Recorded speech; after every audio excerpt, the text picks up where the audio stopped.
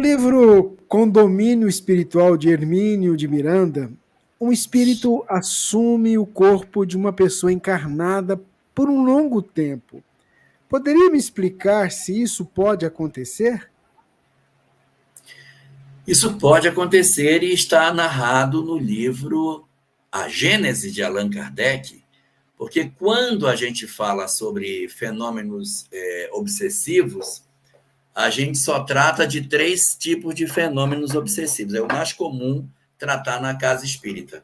Palestras, estudos, há uma certa tendência do nosso movimento de falar só de 3 coisas.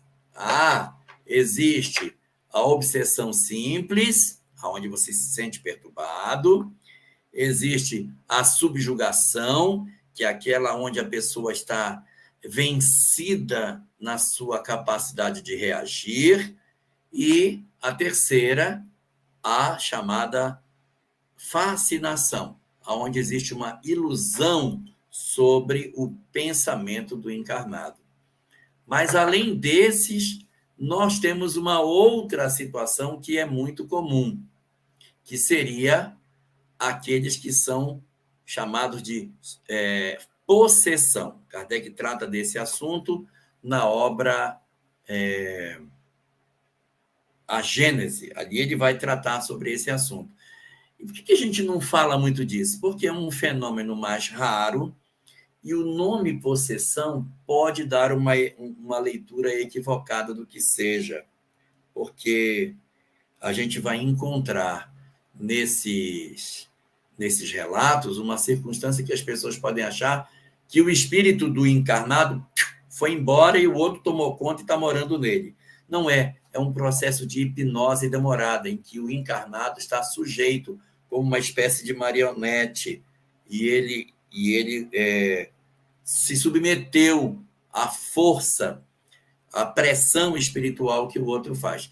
Casos de possessão a gente vai encontrar na obra Recordações da Mediunidade, de Dona Ivone do Amaral Pereira, como, por exemplo, o relato de um padre que é obsidiado por um ex-escravo de uma encarnação anterior, que o enlouquece completamente. Então, a gente tem essa situação que é presente na obra doutrinária. E um espírito ficar por longo tempo submetendo alguém é possível.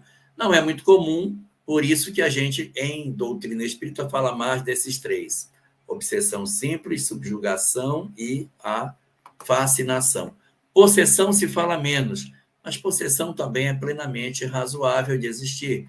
É aquele no qual o espírito simplesmente chegou a um ponto de domínio da pessoa que ele não volta mais à lucidez com facilidade. Ele fica como que praticamente o tempo todo sob o domínio perturbador da entidade que o subjuga, que o possui, digamos assim. Mas não é para a gente pensar que o espírito do encarnado foi embora.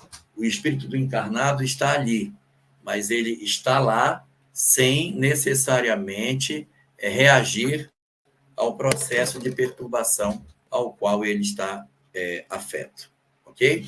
Existe, é verdadeiro, mas pouco comentado exatamente pela singularidade que esse fenômeno possui. É até meio perigoso separar nos casos de possessão, porque o encarnado pode vir a falecer. Sim, é verdade, isso pode acontecer. Nós temos uma história de um dos filhos do Dr. Bezerra que teria acontecido isso, e aparece também na obra Loucura e Obsessão, em que um dos trabalhadores da casa espírita possui um filho que é profundamente vinculado a uma entidade obsessora.